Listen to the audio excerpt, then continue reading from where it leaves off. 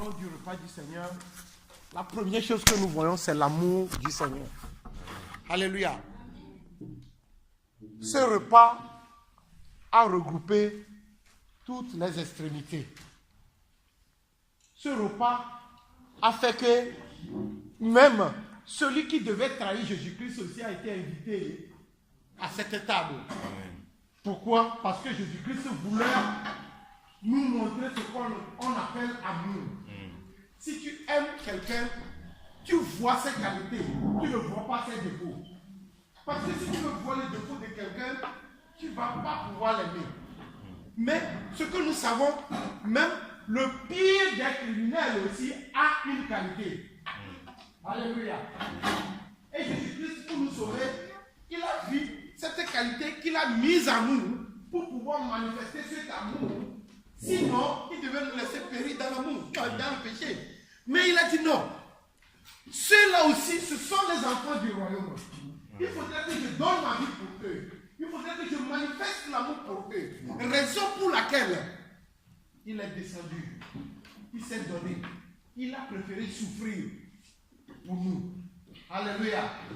Et la Bible nous dit que l'amour consiste à donner sa vie pour son prochain. Amen. Donc, si nous parlons du repas du Seigneur, nous voyons automatiquement l'amour que le Seigneur a manifesté envers nous. Et cet amour, on ne vient pas ici pour voir seulement l'amour du Seigneur, mais pour apprendre à aimer comme le Seigneur. Amen. Alléluia. Amen. Donc, on n'est pas là seulement pour dire, oh, on va manger et ça s'arrête ici.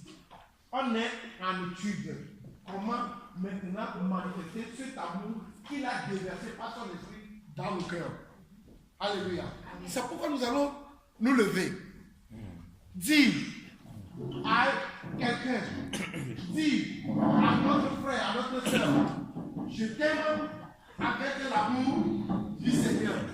Je t'aime avec l'amour du Seigneur. Oui, car Jésus est là pour nous sauver. Je t'aime avec l'amour du Seigneur, car Jésus est là pour nous sauver. Je t'aime avec l'amour du Seigneur. Seigneur, nous te remercions beaucoup, nous te glorifions, te rendons grâce. Merci pour ce moment merveilleux. Merci pour cet amour que tu as manifesté envers nous. Et que tu veux que nous puissions aussi manifester l'un avec l'autre, Seigneur Jésus-Christ. Car ton commandement se résume en un seul mot, l'amour. Toi qui as dit de t'aimer de tous nos cœurs, de toute notre force, et de pouvoir aussi aimer nos prochains comme nous-mêmes. Seigneur, amène-nous à ce stade. Amène-nous à ce niveau. Amène-nous à cette vision. Amène-nous à dépendre de cet amour. Car seul par cet amour, tu nous as sauvés. Ce moment-ci, Seigneur Jésus-Christ. Que ce moment soit un moment où nous avons encore rechargé nos batteries d'amour. Que ce moment soit ce moment où nous nous sommes rappelés que nous avons déjà l'amour dans nos cœurs. Que ce moment soit un moment où nous nous rappelons que non, si on parle de l'amour, il y a le pardon à côté. Lorsqu'on n'a pas de pardon, il n'y a pas de l'amour. L'amour amène à pardonner. L'amour amène à laisser les vieilles choses. L'amour amène à avancer vers l'ennemi et l'embrasser avec un cœur sincère. Et que cela soit oui et amen pour nous. Amen. Merci pour ce moment-ci. Gloire et louange à toi. Au nom puissant de Jésus-Christ. Amen. Amen. Amen. Amen. Déjà, nous savons que nous sommes dans le bain.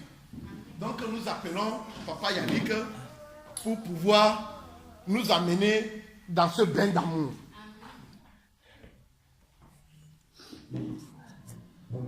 Alléluia. Les amènes là sont faibles. Moi je les amène fort. Alléluia. Amen. Alléluia. Amen.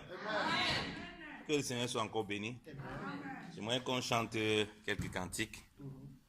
Nous sommes là pour prendre le repas du Seigneur. Et nous avons de la connaissance. Mais la parole dit que la connaissance enfle. Mais que l'amour édifie. Alléluia. Donc la vraie connaissance, c'est celle qui manifeste l'amour de Dieu. Amen. Parce que comme je dis toujours, la connaissance sans la vie du Seigneur, c'est comme un corps sans vie. Un corps sans vie, c'est un corps, il a tous les parties, il est bien portant, mais il n'a pas de vie. Il ne sert à rien, c'est un cadavre. Adam a été créé, tout le corps était là. Mais il fallait que Dieu donne le souffle. Amen. Donc ce qui conduit, le moteur de notre démarche chrétienne, c'est ces fruits-là. Alléluia. L'amour édifie, l'amour bâtit, l'amour construit. Paul dit, pour ce qui est de la connaissance, nous avons de la connaissance. Donc la connaissance, c'est indiscutable. Nous l'avons. Mais ce qui bâtit, c'est l'amour. Alléluia.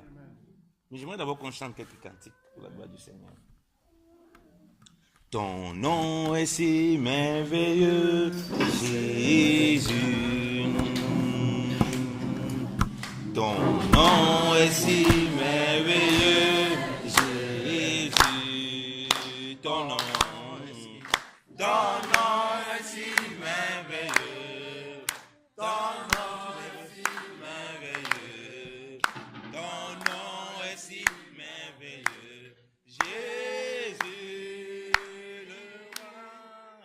Ton nom est si merveilleux. Ton nom est si merveilleux. Ton nom est si merveilleux, Jésus. Alléluia. Que le Seigneur soit abondamment béni.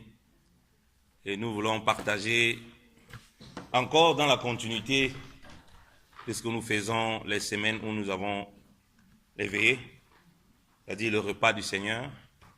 Et nous revenons encore sur la question d'amour parce que je crois que le Seigneur veut qu'on parle de ça. Amen. Comme Papa Hillel a dit, le repas est une représentation de l'unité avec Christ.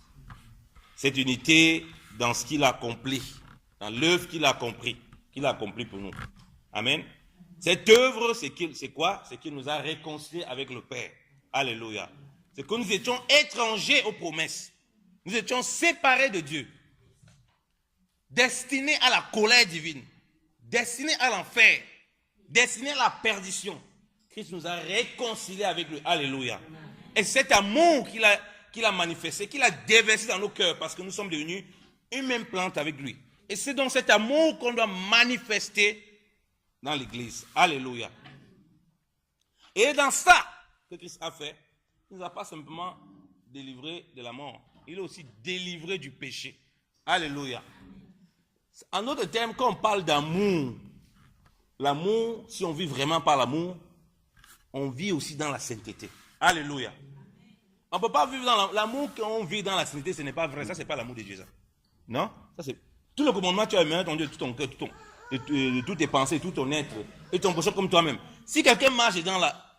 C'est impossible qu'il se retrouve en train de marcher dans le désordre. Alléluia.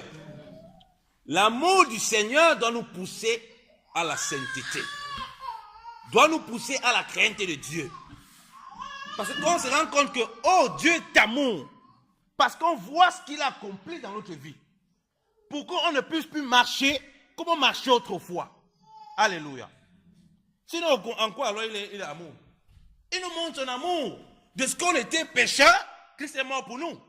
Pour payer la rançon. Pas pour qu'on reste toujours pécheur, mais pour qu'on passe de pécheur en enfant de Dieu. Alléluia. L'amour de Dieu. En d'autres termes, l'amour de Dieu, elle nous révèle la dévotion que nous devons avoir pour notre Seigneur. Qu'on réalise le sacrifice. Vous savez, il y a une image qui me vient souvent.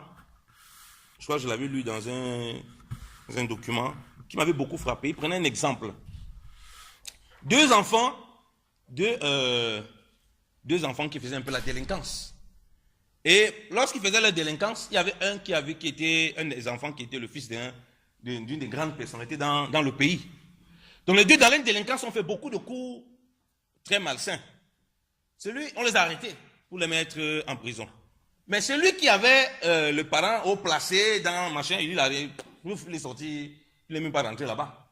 Il n'a pas connu ce que c'est la prison. Donc on les a arrêtés, le temps qu'on fait le contrôle là, il est sorti parce qu'il y a des personnes haut placées. Mais celui qui était de modeste famille, on ne le connaissait pas, il a croupillé 6 mois en prison. Et sa maman était pauvre. Or, quand sa maman Sa maman travaillait dur, tellement dur, pour pouvoir payer déjà les trucs qu'il devait payer, tout ça, pendant qu'il était en prison.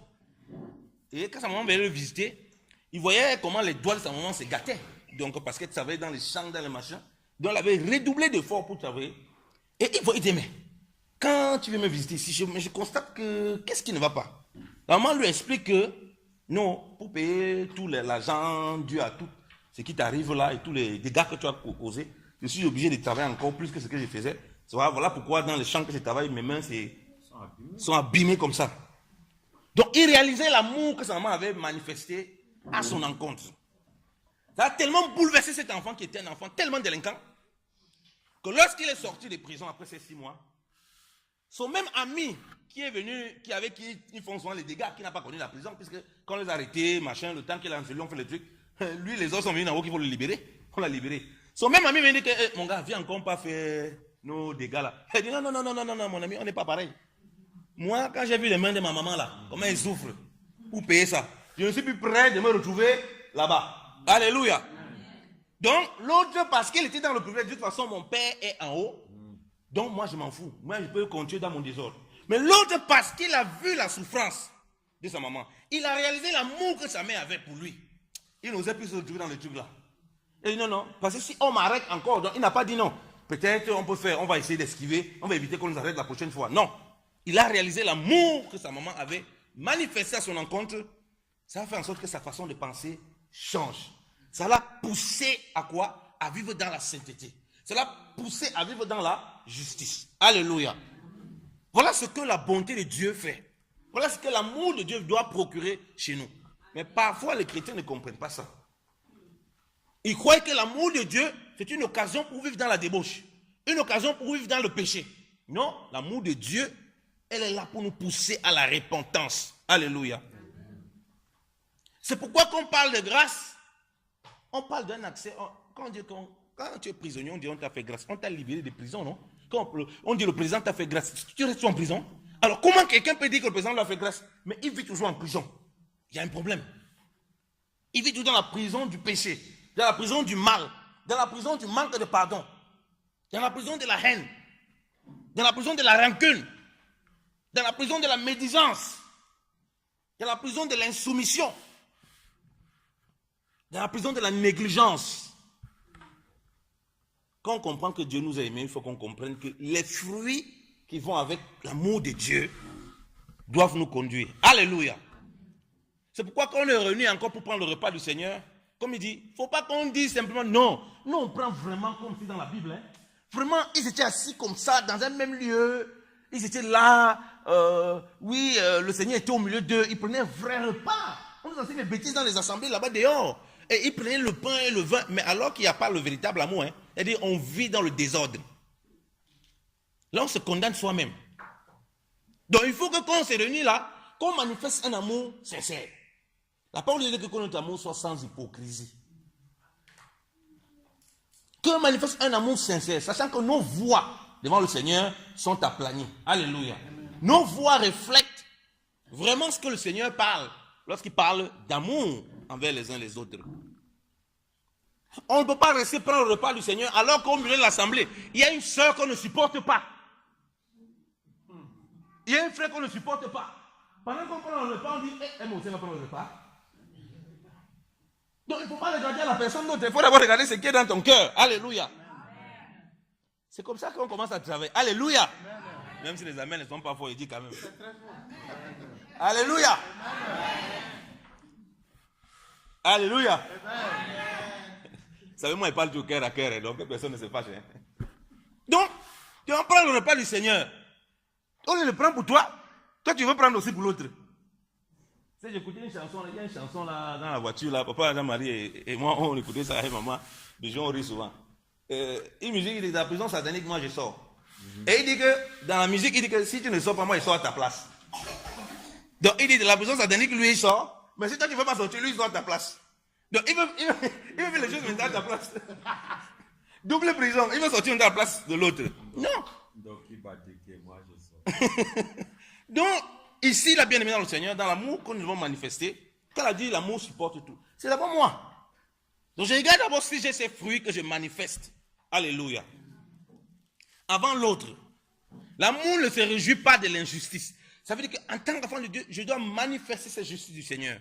Alléluia. L'amour doit me pousser à vivre dans la crainte de Dieu. Alléluia.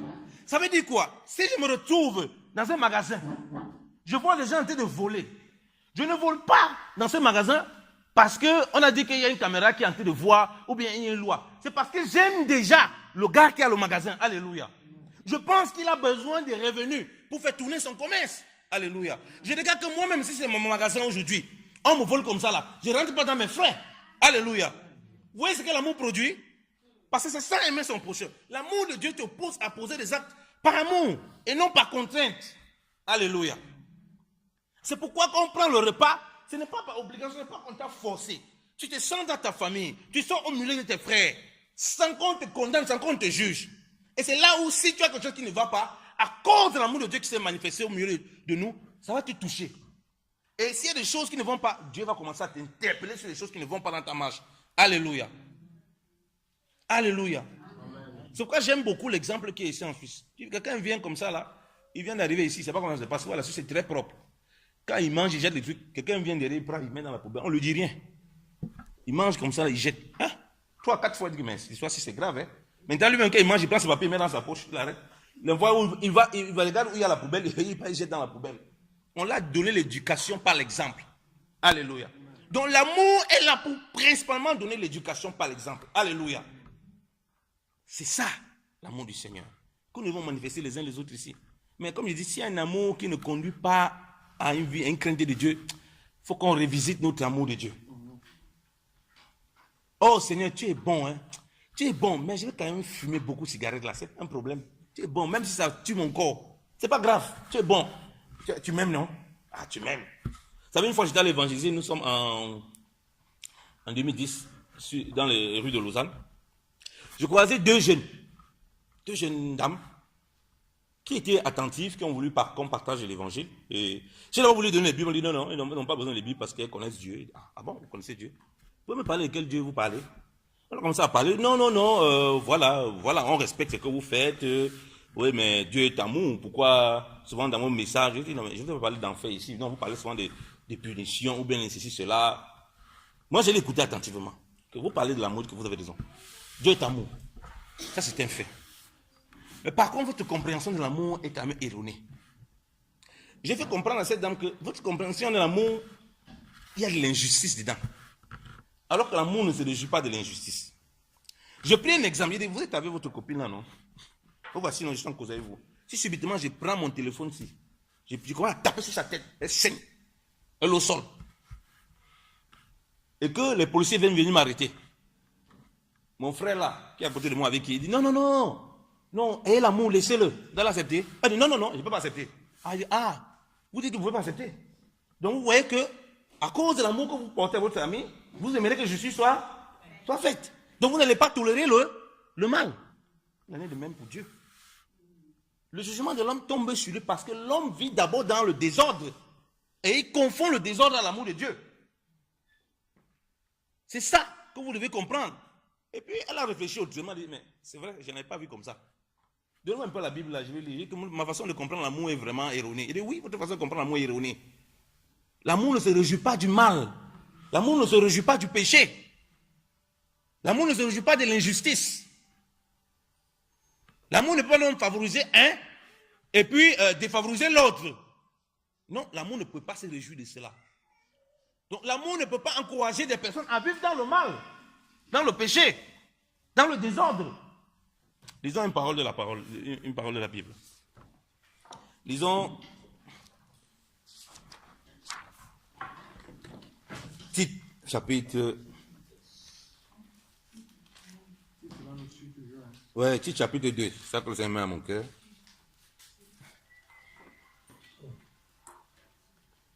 Papa, tu peux lire Tite, chapitre 2, verset 11, verset 12, s'il te plaît. Tite 2, 11 à 12. En effet, la grâce de Dieu, source de salut pour tous les hommes, a été révélée. Elle nous enseigne à renoncer à un mode de vie impie et aux convoitises de ce monde et à vivre dans le temps présent conformément à la sagesse, la justice, la piété. Alléluia. On verrait d'abord là. Alléluia. Alléluia. Allez, amen là sont faibles. Alléluia. Bien-aimés dans le Seigneur. Dieu, nous savons que nous sommes sauvés par la foi. Par la grâce de Dieu. Par le moyen de la foi. On nous dit que la grâce de Dieu nous enseigne. Et on comprend que cette grâce, c'est Jésus-Christ de Nazareth. Puis c'est lui qui nous amène la grâce. Alléluia. À renoncer à quoi? Aux convoitises mondaines. À renoncer à l'impiété. Donc si, papa il a dit, Dieu m'a fait grâce. Et puis on voit que Dieu lui a fait grâce.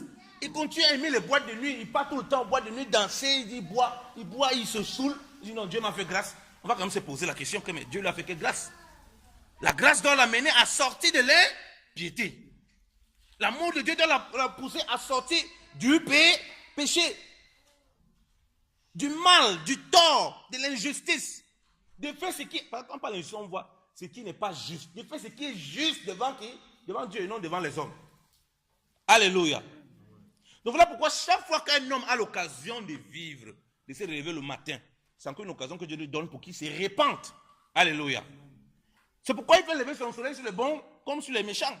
Mais si le méchant reste, il dit, de toute façon, le soleil de Dieu tombe sur, se lève sur, moi je suis bon, et moi je suis méchant, lui il est bon, le soleil se lève tout le temps, donc ça ne sert à rien que je me répande. Il va subir les conséquences de sa méchanceté, lui seul, il ne va pas accuser Dieu. Parce que le soleil se serait levé tous les matins pour l'amener à quoi? À la repentance. Pour lui montrer que je dois changer, ma vie doit être lumineuse de cette façon. Alléluia. Le soleil est là pour montrer que ma vie doit être lumineuse. Et si je marche dans l'amour de Dieu, je marche dans la crainte de Dieu, l'amour de Dieu doit produire cela. Alléluia. Donc, ne prenons pas le repas du Seigneur avec un amour, on a qu'à prendre le repas du Seigneur, mais dans nos cœurs, lutte les convoitises charnelles, l'impiété de toutes sortes. Lutte l'ivrognerie. Ce n'est pas un moyen pour qu'on se voit ici, pour être ivrogne. La Bible dit qu'il ne n'est pas s'enivrer de vin. L'ivrognerie est un péché. C'est même de l'idolâtrie. Et beaucoup de chrétiens ne comprennent pas ça. Comme je ne suis pas à l'église, je suis à la maison, il t'aligne un casier. Il boit. S'il y a un frère qui va venir, là, on voit ses yeux sont là, un genre là. Il bave déjà, même il y a des trucs dans sa bouche. Mais comme il est seul, il dit qu'on ne me voit pas. Non, personne ne va m'accuser. On ne me voit pas. Donc je suis à la maison, je bois seul. Je ne suis pas en boîte de nuit. Non. L'amour de Dieu, on dit, elle est sans hypocrisie. Parce que tu fais en cachette, là, un jour Dieu va le manifester publiquement. Alléluia. Donc ici, on est là pour prendre le repas du Seigneur avec crainte de Dieu. Alléluia. Donc la grâce de Dieu doit nous pousser, même la gloutonnerie, manger n'importe comment, pia, là. Moi j'ai mangé comme ça, hein. Dieu il m'a délivré sur ça avec le fouet. Tu mangeais ça? J'ai mangé pia comme ça là. Que serviteur de Dieu glouton. Il mangeait pia. Quand j'ai passé la porte, homme de Dieu, grand mangeur. Pour moi c'était les galons. J'ai dit ça c'est pas les galons, il va couper tous les galons là. Donc même le fait de manger n'importe comment, c'est de l'idolâtrie. Dieu veut que ce que nous faisons, nous manifestons l'amour de Dieu, la crainte de Dieu, la justice de Dieu. Alléluia. Que nous ne soyons pas dans les excès d'état. Même de ce que nous on peut manger qui nous fait du bien, que nous ne soyons pas dans les excès. Et malheureusement, les gens n'ont pas compris ça. De toute façon, Dieu nous a fait grâce. Le repas du Seigneur, c'est une famille. Et puis on se trouve comme l'église de Corinthe. On mange n'importe comment, on boit n'importe comment, on crie n'importe comment, on se comporte n'importe comment. Non. Il y a une tenue à voir lorsqu'on est enfant de Dieu. On se réunit ensemble. Lorsqu'on marche dans le lieu secret. Et ça doit révéler l'amour qu'on a envers notre Seigneur et l'amour qu'on a envers notre prochain. Alléluia.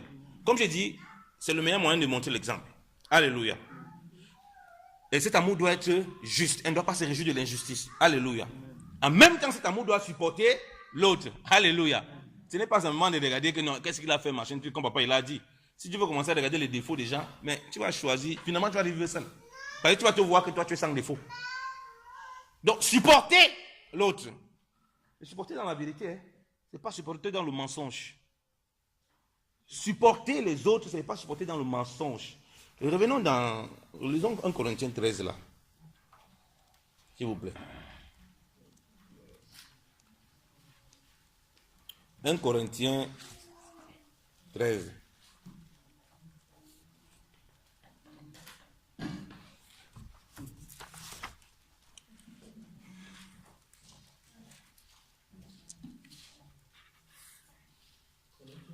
Oui, papa, tu peux lire du verset 3 et au verset 7, s'il te plaît. 1 Corinthiens 13, du 3 à 7. Et si je distribue tous mes biens aux pauvres, si même je livre mon corps aux flammes, mais que je n'ai pas l'amour, cela ne sert à rien. Amen. Arrête là un peu là, papa. Vous voyez, ici, un enfant de Dieu doit vivre en manifestant l'amour de Dieu. Ce qu'il doit produire comme acte. Il y a des gens qui se retrouvent dans le monde, qui font ça. Ils donnent le bien, mais ce n'est pas produit, ce n'est pas poussé par l'amour du Seigneur. Ça veut dire quoi? C'est des gens qui vivent toujours dans le péché, dans le mal. Un peu comme les grands sorciers qu'on a ici. Ils font croire aux gens qui sont généreux, mais par derrière, c'est eux qui font les sacrifices d'enfants, c'est eux qui font les crimes rituels, c'est eux qui font toutes sortes de fraudes. On dit non, oh, il a beaucoup d'amour. Il n'a pas l'amour de Dieu. C'est un impie. Pourquoi nous ne pouvons pas nous appuyer sur ça? Continue, papa. L'amour est patient. Il est plein de bonté. L'amour n'est pas envieux. L'amour ne se vante pas. Alléluia. Regardez, l'amour est patient. Donc on voit même la patience qui est un fruit de l'esprit, quand on le voit dedans. On voit la bonté dans l'amour. Ok? En l'amour, tu ne vois pas la vantardise, c'est-à-dire l'orgueil. L'amour vient nous dépouiller de l'orgueil. L'orgueil de se croire parmi, lorsqu'on se réunit là pour prendre le repas, qu'il y a quelqu'un qui est supérieur à l'autre. Alléluia. L'orgueil de croire qu'on est les seuls qui obéissent à Dieu, le reste n'obéit pas à Dieu. Alléluia. L'orgueil de croire qu'on mérite de prendre le repas du Seigneur et les autres pas. Alléluia. L'orgueil de penser que ce n'est que nous que Dieu a sauvés, le reste sont perdus. Alléluia. Parce que nous aussi on était des ténèbres et puis Dieu aussi nous a rachetés de là. Alléluia. Et il y a la patience, la douceur. Donc quand on dit on a l'amour, tout ce qu'on fait c'est tout par brutalité. Il faut quand même se poser des questions. Mais de quel amour on va parler? Sous prétexte qu'on veut toujours dire la vérité. Et puis on dit brutal. Mais l'amour aussi, il y a la patience, il y a la douceur. Donc il faut être patient. Alléluia. Et ça c'est une caractéristique bien aimée dans le Seigneur. Pour marcher ensemble, pour être un corps, il faut être patient. Alléluia. Pour vivre dans un couple, c'est pour qu'il n'y ait pas le divorce, il faut être patient. Si tu n'es pas patient avec ton conjoint, le divorce est prononcé d'abord dans ton cœur. Voilà le fruit de l'amour. Ah non, il exagère, il y a toutes les mauvaises choses. Ah, ma femme là, il y a n'importe comment. Il veut changer cette femme-là. Non, il faut être patient. Alléluia. Continue, papa. Verset 5.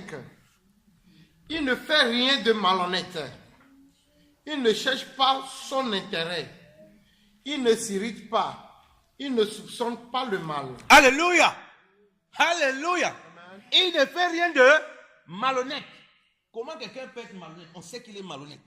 Mais il donne des cadeaux aux gens. Ah, il a l'amour, hein? Non, il a l'amour, le gars. Il n'a pas l'amour. Ça, c'est pas l'amour de Dieu. Il a la tromperie des hommes. C'est-à-dire qu'il nous, comme on dit souvent là, il nous met la poudre aux yeux. Il nous fait croire qu'il a l'amour, alors qu'il n'a pas l'amour. Si on regarde même, peut-être ce qu'il nous donne là même, c'est ce qu'il a piqué chez nous, on ne savait même pas. Il nous prend encore les cadeaux avec ce qu'il a pris chez nous. On dit, il n'est pas malhonnête. Donc quand nous disons ici que nous prenons le repas, nous sommes unis, bien aimés dans le Seigneur. Que la malhonnêteté ne soit pas située parmi nous. Alléluia. Que nous ne disons pas de malhonnêteté envers nos frères et sœurs. Qu'aucun frère n'abuse de son frère ici, dans les affaires. Que nous ne sommes pas malhonnêtes les uns les autres. Et que nous ne sommes pas malhonnêtes devant le Seigneur. De toute façon, on ne peut pas être malhonnête devant le Seigneur. On ne peut pas le tromper. Alléluia. Et il dit qu'il ne cherche pas son propre intérêt. C'est pourquoi on dit ça, c'est qu'il n'y a que l'amour produit par le Saint-Esprit qui peut accomplir ça. Et ça, c'est pour nous, enfants de Dieu. Pour que nous montrons la différence avec les païens. L'amour ne cherche pas son propre intérêt. Mais quand dans le couple, parce que le couple est d'abord le premier qui doit vivre le repas du Seigneur, dans le coin. Et puis nous sommes ici, chacun de nous, pour prendre ce repas. Quand dans le couple, le mari est enquête sur son intérêt, la femme est enquête sur son intérêt personnel, ce couple-là va aller dans quel sens? Mais vous venez ici à l'assemblée quand même, prenez le repas du Seigneur, vous prenez ensemble, alors que dans votre maison, vous allez vous condamner pour rien. Non, prenons le repas. Mangeons le repas du Seigneur. Je t'aime dans l'amour du Seigneur. Mais à la maison, là, tu dis non, papa, chacun son côté. Hein. Chacun son intérêt, papa. Chacun son intérêt. Donc, chacun son intérêt. Donc, faisons attention. Ne cherchez pas son propre intérêt. Nous ne voulons pas ici chacun chercher son propre intérêt. Alléluia. Cherchons l'intérêt commun. C'est à cause de l'intérêt commun que Jésus-Christ a laissé. Il y avait un méchant parmi. Il cherchait l'intérêt de ses brebis. Et du coup, par ces méchants, c'est aussi où le salut est arrivé. Alléluia. Les voies de Dieu sont vraiment insondables. Hein. Quand on marche par l'amour, vraiment, on voit des choses extraordinaires. Ce que les gens vont nous faire en mal. Parce qu'on marche par l'amour, Dieu change ça en bien. Alléluia. Amen. Voilà comment Dieu agit lorsqu'on marche par l'amour. Mais lorsqu'on commence à marcher par le soupçon, il y a problème. Et il dit, encore, l'amour ne s'irrite point. Donc, il faut qu'on travaille ce côté irritation. S'il y a toujours l'irritation, la nervosité. Après, c'est comme ça qu'on a même l'hypertension, tout ça. Et puis on dit non, on a l'hypertension. Satan qui nous lance les maladies. Satan a lancé quelle maladie? Tu as hypertension parce que tu es tout le temps irrité avec ton frère. On appelle les tantes d'abord. On appelle les tantes, tout à fait. Donc c'est vraiment important. Papa, tu peux continuer la lecture. Verset 6. Il ne se réjouit pas de l'injustice, mais il se réjouit de la vérité. Alléluia. Il ne se réjouit pas de l'injustice, mais se réjouit de la vérité. Donc en même temps qu'on doit être patient, en même temps qu'on doit être doux, en même temps qu'on ne doit pas s'irriter, en même temps on ne doit pas se réjouir de l'injustice. On ne doit pas se réjouir du mensonge. On doit se réjouir plutôt quoi? De la vérité. C'est-à-dire qu'on doit, quand on a l'amour, quand on vit par l'amour, quand on entend la vérité de la parole de Dieu, on se réjouit, ça nous fait du bien. Alléluia. Et lorsque aussi on veut parler la vérité à un frère, il faut qu'on sache que ça doit être poussé par l'amour. Alléluia. Parce qu'une vérité, il n'y a pas l'amour dedans. Ça, n'est pas la vérité. Tu vas détruire la personne. Et soi-disant amour sans vérité, c'est que c'est plus l'amour aussi. C'est l'hypocrisie. Continue, papa. Le verset 7. Il pardonne tout. Il croit tout. Il espère tout. Il supporte tout. Alléluia. Il pardonne tout. Il espère tout. Il supporte tout. Il supporte une partie. Non. Il pardonne une partie. Non. Il espère un peu. Non. Il espère un peu. Tout. Il espère tout.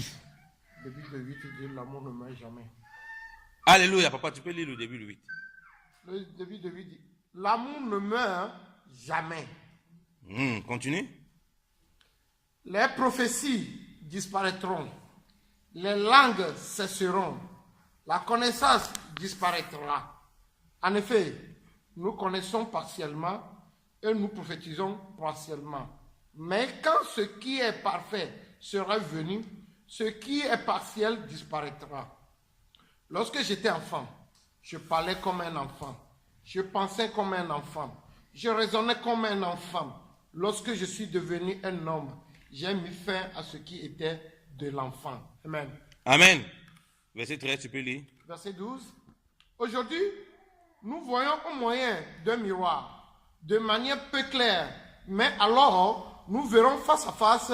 Aujourd'hui, je connais partiellement, mais alors, je connaîtrai complètement, tout comme j'ai été connu. 13. Maintenant donc, ces trois choses restent la foi, l'espérance, l'amour. Mais la plus grande des trois, c'est l'amour. Alléluia. Amen. La plus grande des trois, c'est L'amour. elle ne périt jamais. Que le Seigneur nous donne la grâce de manifester toujours cet amour qu'il a déposé dans nos cœurs pour ceux qui ont reçu le Seigneur Jésus-Christ. Cet amour n'est pas éloigné, cet amour n'est pas étranger. C'est à nous de réaliser cette grâce que Dieu a faite dans nos vies. Lorsqu'il nous a sauvés, il a déposé son amour dans nos cœurs pour que nous puissions le manifester et révéler sa gloire. Cet amour ne s'irrite point. Cet amour ne se réjouit point du mal. Ça veut dire que cet amour ne vit pas dans le péché, ne vit pas dans le désordre. Cet amour s'éloigne du désordre, du péché, de la vie de débauche. Cet amour s'éloigne de l'ivrognerie. Parce que nous allons prendre le repas du Seigneur. Ce ne soit pas une occasion pour qu'on soit ivrogne. Ce ne soit pas une occasion pour qu'on soit des gloutons. Ce ne soit pas une occasion pour qu'on marche comme on veut, comme on a envie. Mais au contraire, ce soit une occasion pour nous, chaque fois que Dieu nous permet, de pouvoir manifester vraiment la nature du Seigneur. Alléluia. Amen. Que le Seigneur soit béni. Nous allons prier. Père, merci pour ta grâce encore, Seigneur.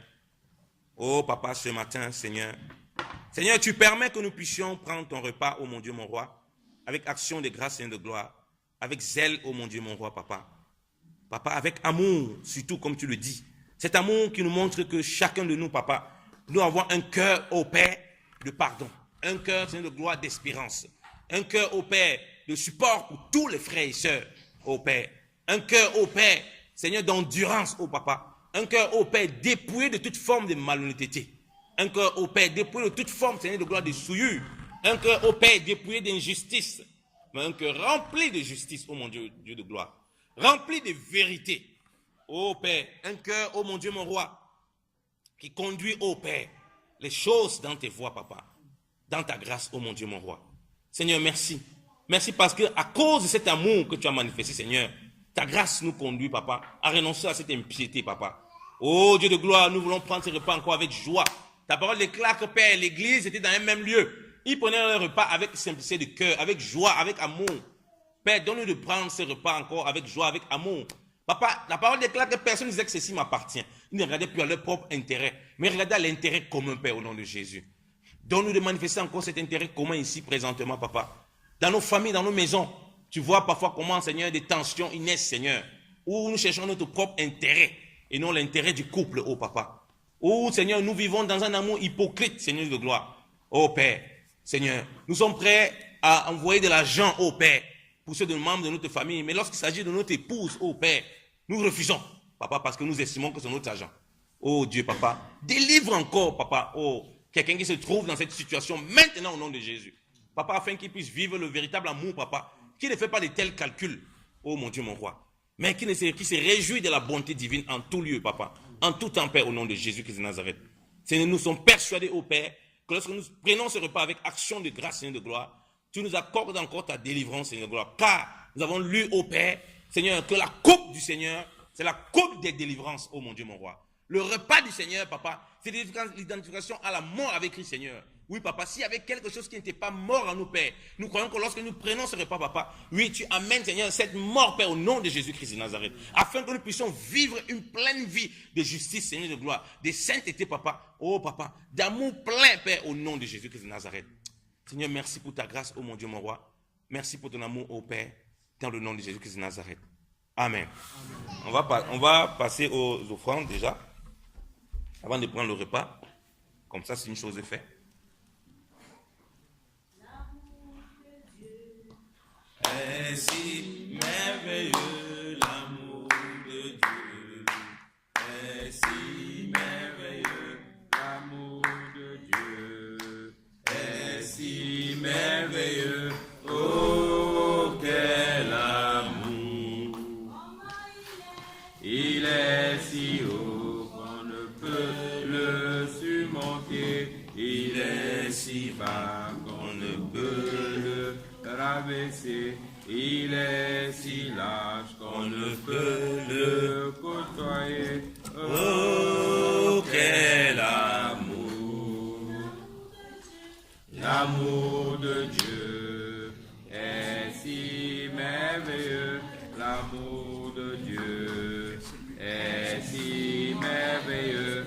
L'amour de Dieu est si merveilleux. Oh, quel amour! Amen. Amen. Amen. Amen. Est-ce que nous allons chauffer un peu ici, là? Il y a une vérité qui est sortie. Qui croit que Dieu a parlé à son cœur? Qui croit que Dieu a parlé à son cœur? Oh, l'heure de la victoire et de la vérité a sonné dans mon cœur, que Jésus soit loué. Oh, l'heure de la victoire, oh, a sonné. Oh, que le Jésus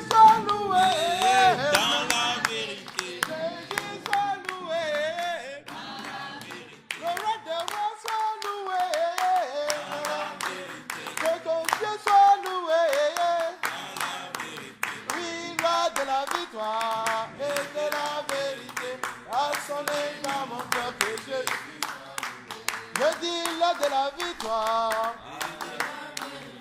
Et a sonné dans mon cœur que mon Dieu soit loué.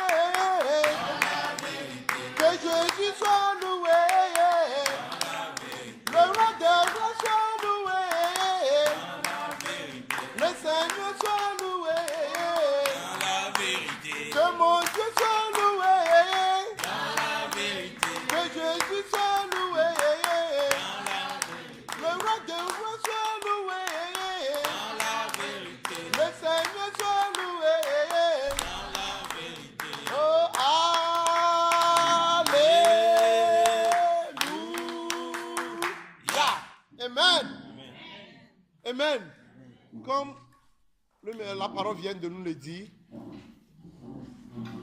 nous sommes ici pour nous rappeler du sacrifice que l'amoureux a fait pour son épouse. Alléluia. Et nous allons rentrer dans le vif du sujet. Et dire, vous tous qui avez faim, venez, je suis le pain. Vous tous qui avez soif, venez, je suis la source. Venez sans contrainte. Venez avec un cœur sincère. Venez avec un cœur jaillissant d'amour. Nous allons nous approcher, ce moment-ci, de cette table. Parce que c'est comme ça. Il a fait sortir le pain. Et c'est comme ça qu'il a levé la coupe. La coupe des délivrances. Amen. La coupe de la nouvelle alliance. C'est vraiment important. Alors, ce moment-ci, je veux que quelqu'un prenne 2 minutes sur lui-même. Rentrer en lui-même. Commencez par voir sa relation avec Dieu. S'il y a une supplication, que la personne le fasse. S'il y a quelque chose de sincère à dire, s'il y a quelque chose qui, dans ta vie, tu t'es forcé pour enlever et que tu n'arrives pas, dis-lui quelque chose. On est dans l'intimité avec notre Seigneur ce moment-ci. Bien-aimé, un silence absolu. Mais rentre en toi. On est dans l'intimité. Dis-lui, si tu me dis, moi je vais aller dire à Grand Plat qu'il m'a dit ça. Je vais aller raconter aux amis que non, telle soeur ou bien tel frère m'a dit ceci, que voilà son problème.